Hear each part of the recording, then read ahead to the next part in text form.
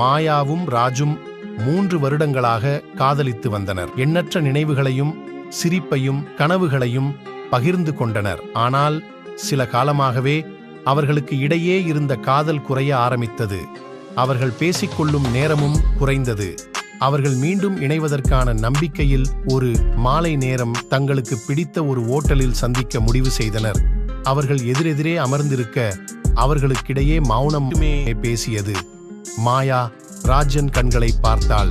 அவள் உணர்ந்த அதே சோகத்தை அவனிடம் பார்த்தாள். அவள் குரல் நடுங்க, ராஜ், இனிமேல் இது சரிவராது என்று நம் இருவருக்கும் தெரியும் என்றாள். அதற்கு ராஜுவும் தலையசைத்தான். இருவருக்கும் கண்ணீர் பெருகியது. எனக்கு தெரியும் மாயா, சிறிது காலமாக நாம் இருவரும் பிரிந்து கொண்டிருக்கிறோம். அவர்கள் கைகளை பிடித்தனர்.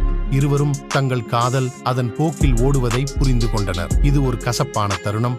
ஆனால் அவர்கள் இதை ஏற்றுக்கொண்டனர். ஓட்டலில் இருந்து வெளியேறிய போது அவர்கள் இருவரும் இதுதான் தங்கள் உறவின் முடிவு என்பதை அறிந்து கடைசியாக ஒரு முறை தழுவினர். அவர்கள் பிரிந்தனர். இதயம் கனமானது. ஆனால் எதிர்காலத்திற்கான நம்பிக்கையுடன் பிரிந்து சென்றனர்.